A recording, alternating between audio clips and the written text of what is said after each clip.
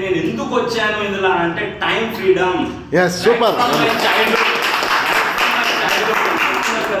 ప్రతి ఇంట్లో సమస్యలు ఉన్నాయి, లేదని కాదు. చిన్నగా ఉన్నప్పటి నుంచి వాటర్ ప్రాబ్లం, వాటర్ పట్టకుండా అదే చేసుకుండా మళ్ళీ సైకిల్ తెచ్చుకుండా వాటి అన్ని టైం లేకుండా బిజినెస్ లో రావడము, మనకు ట్రాన్స్పోర్టేషన్ ఒక బండి నుంచి 1 2 3 4 అలా చేసుకుంటాం. కంబైన్డ్ బిజినెస్ ఇప్పుడు కూడా ఎందుకు చెప్తున్నానంటే మన మైండ్ అనేది మోటివేట్ కావాలి. ఇక్కడ మనం ఆ మైండ్ మోటివేషన్ అనేది ఉండాలి. మన సమస్యలే అంతగా సమస్యలకి వెళ్ళి ఆ ప్రాబ్లమ్ ఎలా సాల్వ్ చేసుకొని మనం బయటికి రావాలి. బయటికి వచ్చిన తర్వాత మనం మన సిస్టమ్ ఎలా సెట్ చేసుకొని ఇతరులకు ఎలా హెల్ప్ చేయాలనేది చాలా ఇంపార్టెంట్. ఏం చెప్తున్నది విన్నింగ్ టీమ్ చెప్తున్నది, బీ రిచ్ మేక్ రిచ్ అని అంటుంది విన్నింగ్ టీమ్. అవునా కదా?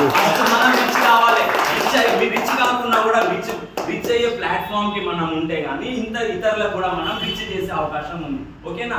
కాబట్టి ఇక్కడ చాలా ఫెంటాస్టిక్ పాయింట్. ఇక్కడ ఇంకోటి 10 కోర్ పాయింట్స్ అయితే చాలా ఇంపార్టెంట్ పాయింట్స్. అది మామూలుగా కాదు. మన సిస్టమ్ ఏదైతే చూపించింది కదా, థ్యాంక్ యూ సార్.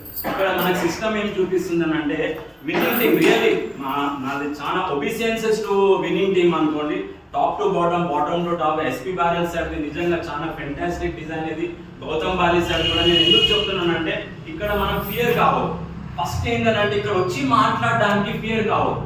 ఎందుకంటే ఆ భయం అనేది తెలిపోవాలి. నేను డే 1 ఫస్ట్ ఇక్కడ దిలీప్ మోరే సార్ ఇక్కడ లకడి కపూర్లో వాసవి దాంట్లో ప్రోగ్రామ్ చేసినప్పుడు ఫస్ట్ టైం నాకు ప్రెస్టీజ్ లో ఫస్ట్ టైం నేను స్టేజ్ మీద ఎక్కాను అనుకోండి. అది అంత ఫియర్ లేదు. ఎందుకంటే ఆల్రెడీ నేను కార్యక్రమంలో ఉన్నాను కాబట్టి సరిపోయింది. నేను మాట్లాడుకుంటే తెలుసుకో. కాబట్టి నేను చూసింది ఏంటంటే దిలీప్ సార్ ఎంతైతే అప్లైనర్ కంటిన్యూషన్ లో అందరినీ ట్రైన్ చేయాలని చెప్పేసి చాలా తపన పడుతున్నారు. ఇక్కడ వైద్యనాథ్ సార్ కూడా నిజంగా ఎక్సలెంట్ గా